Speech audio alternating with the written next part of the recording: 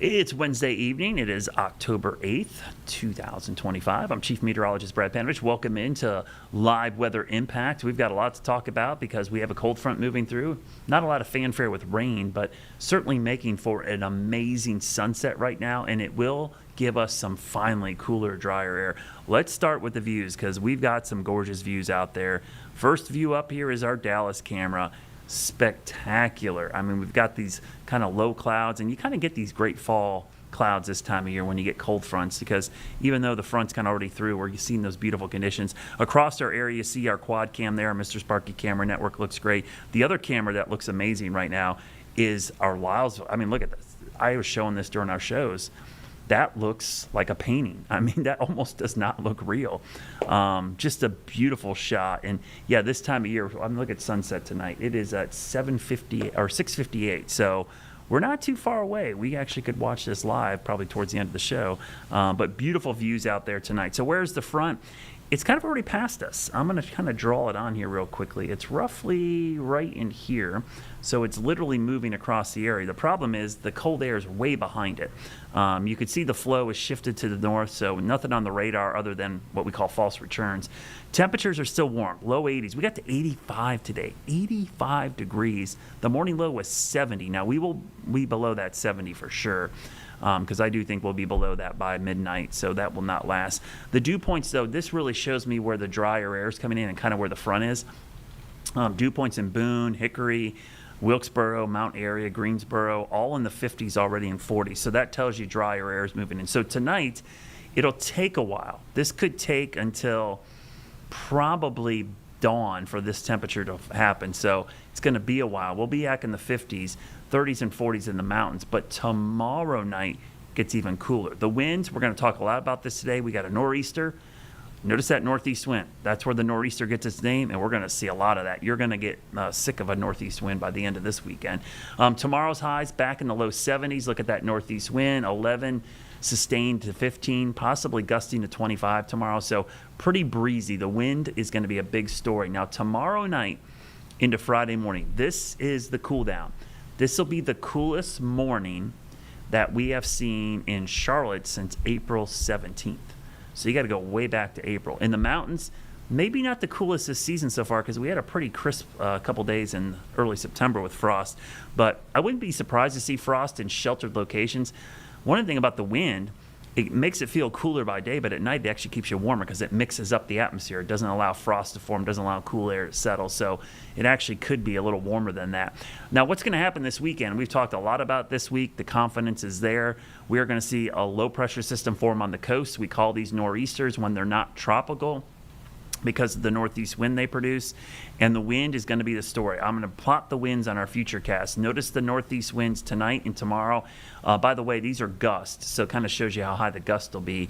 Notice what happens during the day on Saturday. Clouds try to move in. I'm not buying the rain, but we could see gusts to 20, 25 miles per hour. So breezy. If we get clouds and wind, it'll feel pretty chilly on Saturday, even with the cooler air kind of going out. Now, the impacts on the coast, low impacts just inland. On the coast is where this is. So this is a coastal event, really, by its nature. High surf, overwash, 50-mile-per-hour winds possible in the Outer Banks. Could even be higher. But the Outer Banks I'm really concerned about because northeast wind is the worst flow for them, and they've had a struggle already with these type of setups this year. And with high tides this week being already astronomically high because of the king tides. Today is actually the lunar perigee. The moon is actually closer to the earth today than it was on the full moon on Monday. So we're seeing a big uptick in those high tides right now. And that's going to be an issue, not just here, up and down the entire East Coast. So coming up with Tim, we'll talk about some of the tide levels. I think Charleston had moderate flooding today. They're expected to have major flooding the next couple of days. Futurecast kind of shows you this thing evolving. Look at this low pressure crank up and kind of spin up the coast. Really starts Friday, but cranks up Saturday into Sunday. And it could still be around Monday, especially for our Norfolk area, Tidewater, southern Chesapeake. Then eventually moves away, but the winds are still out of the northeast into next week. So expect the winds to be an issue for a while. And speaking of those winds, the offshore winds are pretty high. I just saw gale warnings posted for the coastal waters of South Carolina. That's when you don't have a tropical system, you get gale or storm warnings. That's just another kind of term for the winds. Look at the wind coming right down the Chesapeake here. This is an interesting setup on Monday. Look at that kind of funneling down the Chesapeake. So in Norfolk and Hatteras, you get 40, 45 mile an hour winds. And sound side flooding could be an issue with that type of wind. And that means water coming from the sound side, not the ocean side of the Outer Banks. So we could get flooding from both sides. Rainfall amounts, boy, I wish this was over us. This is the good thing for eastern North Carolina. They're in moderate drought, so they'll probably take every drop they can get out of this. 2 to 4 inches in the dark green, 4 to 7 up towards the Norfolk area. Now, temperature-wise, long range, even though we have a cool down this next 4 to 8 hours, it doesn't last very long. There's already significant signs of a heat dome. Now, by October heat domes, this isn't the summer. This is October. It's still going to be pretty warm, but we're going to be about 5 to 10 degrees above normal for most of the country, and we're also going to be bone dry. We talked a lot about that fire danger. I wish we would have got more rain today. I do not like the setup going into next week. So the weekend, we'll call it windy. Might have a few sprinkles here and there, some clouds on Saturday more so than Sunday. Temperatures in the 70s. Your Jerry Hunt Supercenter 7-day forecast. 2 things to notice. The morning lows are very comfortable. The afternoons slowly get warmer. By Monday, we're already at 77, which will be above normal.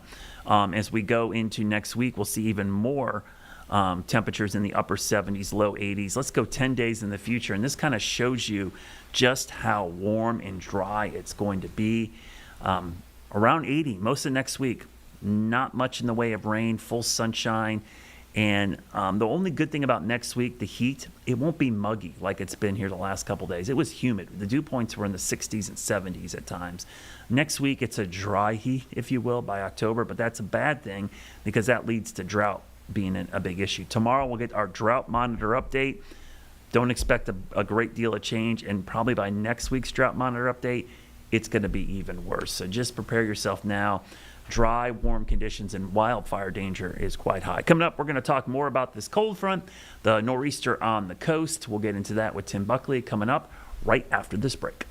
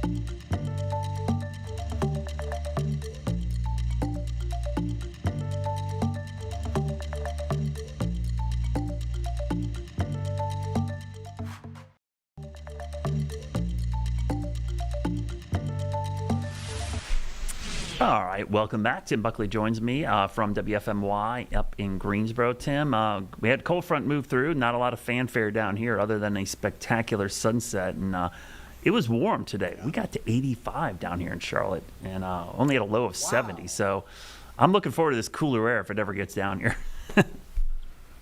Settle down. 85 is a little much. That's impressive today. We were right there around 80 degrees as well. The humidity still with us. Yeah. We're kind of waiting for that to drop. Our dew point just got to 59, so that's a little bit of a benchmark.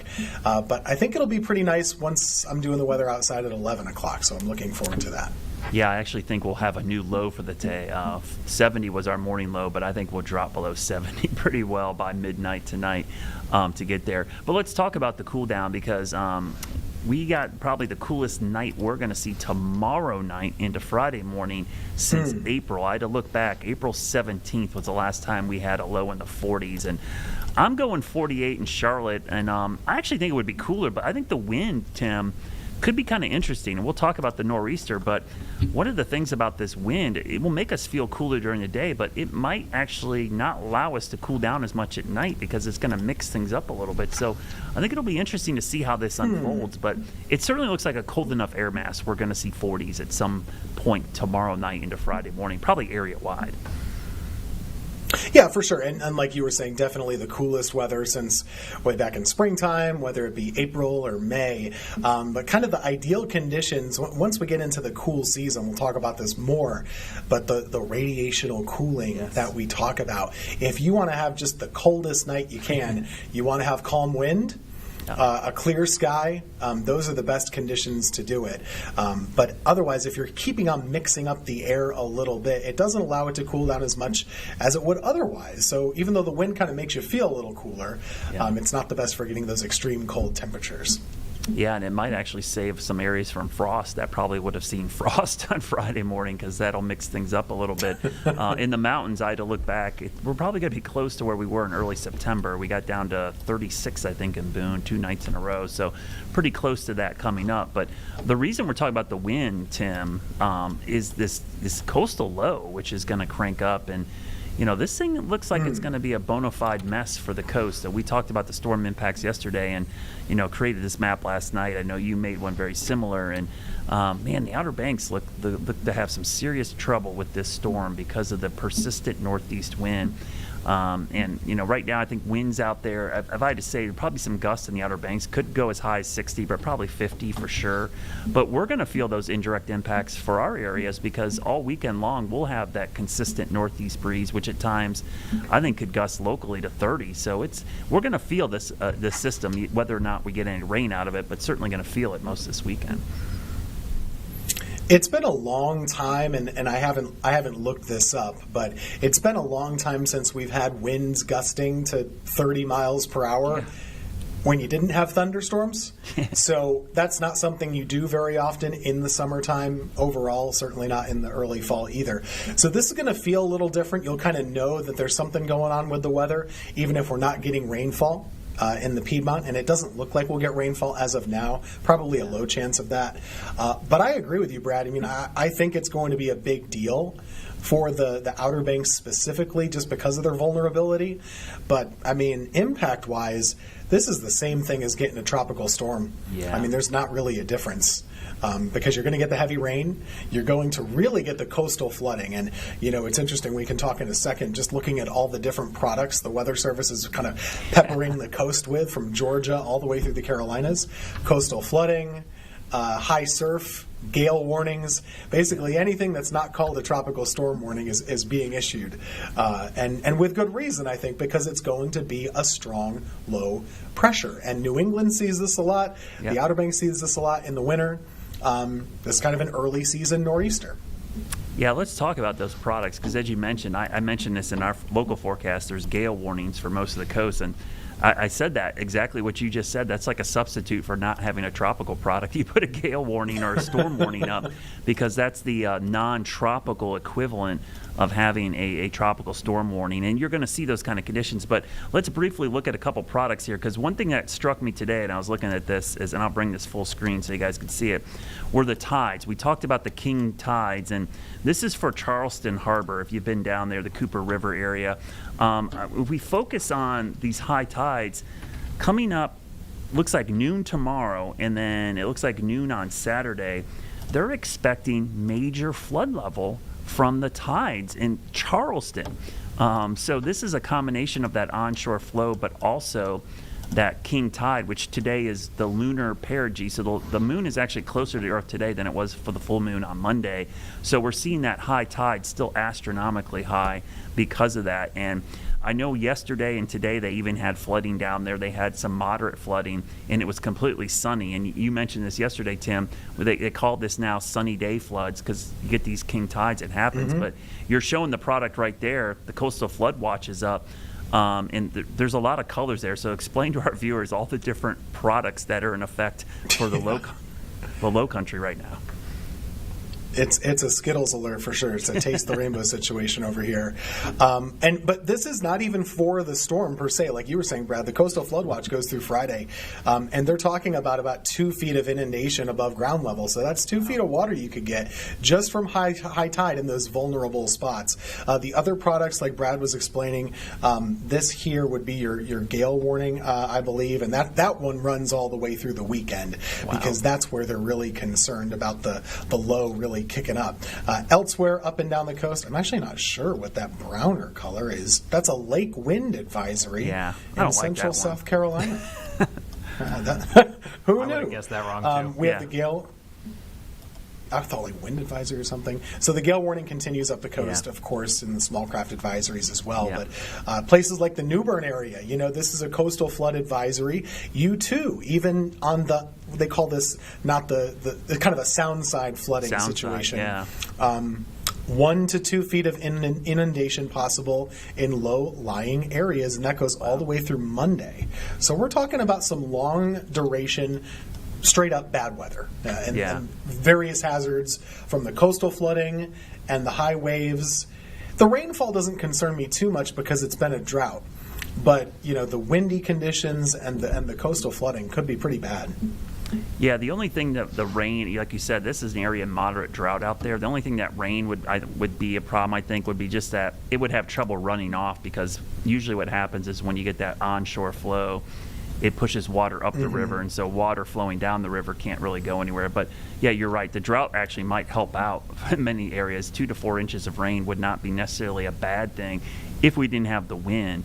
The sound side flooding is interesting, Tim. You mentioned that, and I did too, because once this low moves north, up towards like the Chesapeake, the wind switches around to the northwest, and I think the Outer Banks could get clobbered from both sides, ocean side and then sound side, if this continues to drift to the north and ends up the wind shifting. So with the past couple events, it's mainly been the ocean side flooding. This could have both sides because of that flow, and you're showing it right there. You see the flow. What is that, Monday, Tim, right there?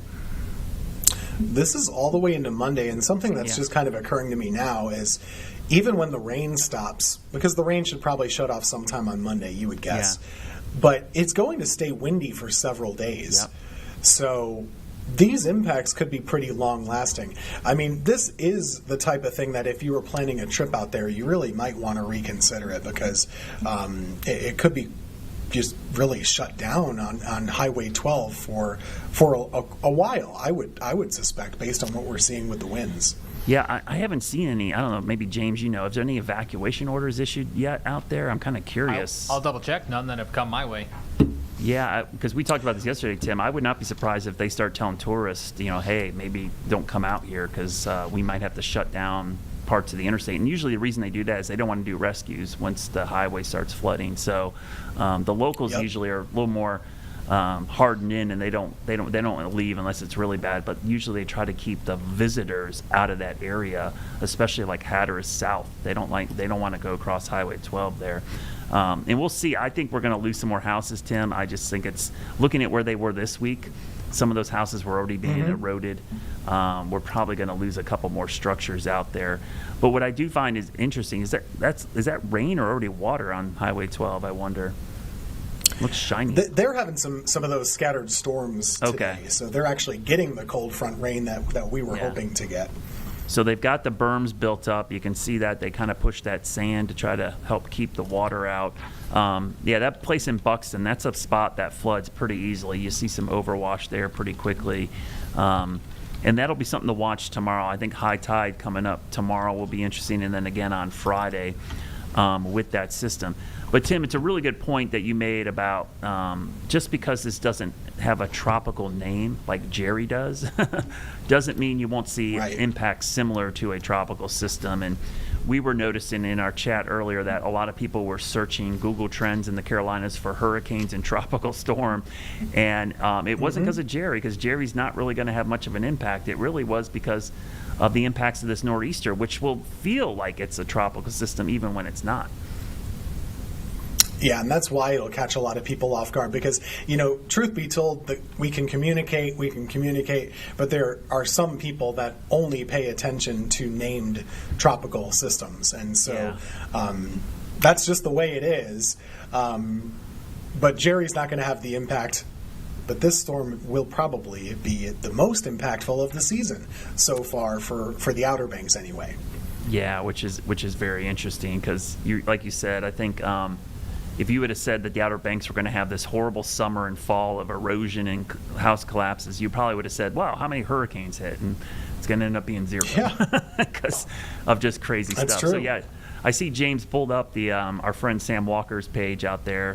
What's he got out there, James? So nothing yet about evacuations with regards to the nor'easter coastal storm for this weekend, Tim and Brad, but he is noting that certain events have been canceled, including the Fall Festival at the COA Dare on Thursday is canceled. And then there's also mention of a Planes and Plows show at the Currituck Regional Airport has been canceled. So we're starting to see, to your point, Brad, things that maybe would deter tourists from sticking around. Yeah. And that's my guess. That's the first, anything that would bring a visitor in, they're like, hey, let's just cancel that so we don't bring more people in. So, yeah, and I would advise, I would not be going to the Outer Banks this weekend unless you absolutely have to. And I've had a lot of people ask, and I'm sure you have, Tim, about, hey, I got events going on this weekend at the coast. I know someone messaged me today about a baseball tournament in Myrtle Beach, and I was like, could be a little rainy for part of Saturday, but probably just real windy. I think this is really going to be more of a beach and coastal water impact, but the Outer Banks is a different story because the whole Outer Banks will be impacted by this one. For sure, and like we said before, they're the fragile ones, and they're the ones that only have one way in or out, either on a boat or on Highway 12. So Wilmington, Myrtle, you can drive away no problem. So I wouldn't have the same concern if you're going down that way. Yeah. So while this storm doesn't have a name, back in 2016, we did have a storm that had a name, and I think many folks will remember this. Tim remembers it very well. I do as well. Hurricane Matthew technically did not make landfall in North Carolina. It made a brief landfall in South Carolina, but it caused a lot of damage in North Carolina. In fact, I looked up today, this is the third costliest storm in our state's history behind Florence, which hit 2 years later, and number one, Helene, last year. So crazy to think, Tim. What are your thoughts and memories of Matthew back in 2016 for a storm that technically never made landfall, which is another communication thing that we could talk about, that landfalling storms don't always are the ones that cause the most damage. Or, all of the storms that you just named, Brad, you have Matthew, which is a Category 1, Florence, which technically was a Category 1 coming in, and then Helene last year, tropical storm condition. These are not Cat 5, Cat 4, Cat 3 hurricanes at the top of our damage list. It's quite the opposite. So the categories don't matter as much. But it was a big storm. You're actually looking at this video is all that I shot on my phone. We were in Oak Island reporting on the storm system there at a little motel, the Ocean Crest Motel, next to the Ocean Crest Pier. And the biggest thing that we saw was storm surge. Yeah. Matthew was one of these really big hurricanes that was big and strong for a long time, and it really pulled a lot of water along with it across the Atlantic Ocean. Part of the shape of the coastline actually kind of, I think, enhanced some of the storm surge a little bit along the Carolinas because it's kind of, a concave shape there or whatever, that you really got a lot of this piling up on shore. So the dunes were really messed up in Oak Island where we were.